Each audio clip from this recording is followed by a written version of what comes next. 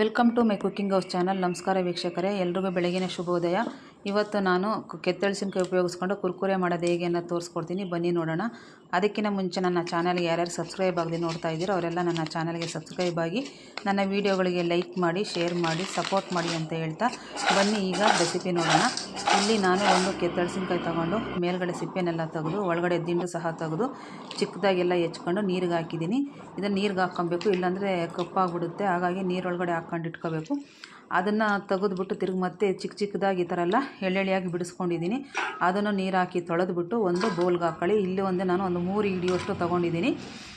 ಇದಕ್ಕೆ 1 ಸ್ಪೂನ್ ಖಾರದ ಪುಡಿ, 1/4 ಸ್ಪೂನ್ ಗರಂ ಮಸಾಲ, ರುಚಿಗೆ ತಕ್ಕಷ್ಟು ಉಪ್ಪು, ಆಮೇಲೆ 2 ಸ್ಪೂನು ಕಾರ್ನ್ಫ್ಲೋರ್ ಹಿಟ್ಟು ಇಷ್ಟನ್ನು ಹಾಕ್ಕೊಂಡು ನೀರು ಹಾಕಿದ್ರೆ ಕಲಿಸ್ಕೊಬೇಕು. ಇದರಲ್ಲಿ ನೀರಿನಂಶ ಇರಬಾರ್ದು, ಯಾಕಂದರೆ ಉಡುಡಿಯಾಗಿ ಬರಬೇಕು.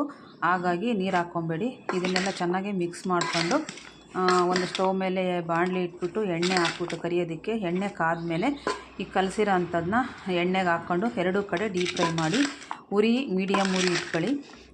ಆಮೇಲೆ ಮೀಡಿಯಮ್ ಉರಿನಲ್ಲಿ ಎಲ್ಲನ ಕರ್ಕೊಬೇಕು. ಇದೆಲ್ಲ ಕರೆದಾದ್ಮೇಲೆ ಒಂದು ಪ್ಲೇಟಿಗೆ ತೆಗೆದು ಹಾಕಿ ಅದಕ್ಕೆ ಚಾಟ್ ಮಸಾಲನ ಉದುರಿಸ್ಕೊಬೇಕು.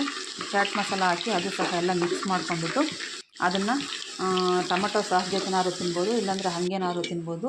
ಸಂಜೆ ಟೈಮ್ಗೆ ತಿನ್ನೋದಕ್ಕೆ ಸ್ನ್ಯಾಕ್ಸು ತುಂಬ ಚೆನ್ನಾಗಿರುತ್ತೆ.